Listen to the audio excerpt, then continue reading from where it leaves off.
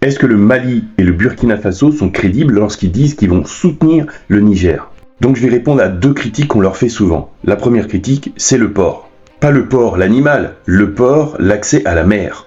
Le Mali, le Niger et le Burkina Faso sont temporairement suspendus de la CEDEAO. Du coup, vous pouvez voir des vidéos où on dit que ils n'auront plus d'accès à la mer, ils n'ont plus d'accès au port. Mais la Guinée aussi est suspendue temporairement de la CEDEAO. Oui, parce que la Guinée aussi, il y a eu un putsch. Mamadi Doumbouya, vous vous rappelez? Et il a le 8e port le plus performant, le port à containers le plus performant d'Afrique. Donc là, oui, ils ont accès à un port. Plus, faut pas oublier que ce sont des pays africains, donc la corruption, c'est une religion.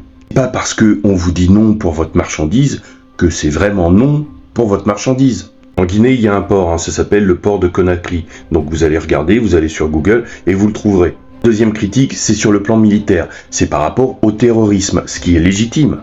Longtemps avant la chute de la Libye, il n'y avait pas autant de problèmes de terrorisme, non? Alors, est-ce que c'est venu de la chute de la Libye? Oui, principalement. Le bilan de la France au niveau de la lutte antiterroriste est pas bon. Dans le G5 Sahel, il y avait des partenaires et il y avait des supplétifs.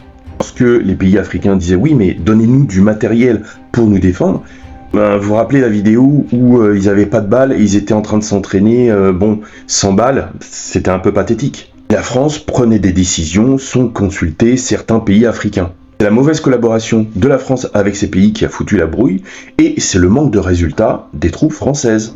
Donc quand le résultat est pas bon, on change. De toute façon, est-ce que la France avait assez de troupes pour sécuriser toute la zone? Non. Donc les vidéos où on dit oui, si la France n'a pas réussi, ils vont pas réussir. Ça pourra pas être pire en fait. Est-ce que ces pays africains sont vraiment déterminés à chasser les terroristes? Oui. Est-ce que c'était cas de Macron? Non. Déjà, une partie du matériel qu'ils demandaient, ils l'ont eu des Russes. Est-ce que ça suffira? Non. Mais c'est un bon début. Finir, je vous rappelle qu'il y a de nombreux Africains qui soupçonnent que ce soit la France qui ait alimenté le terrorisme dans la bande sahélo-sahélienne.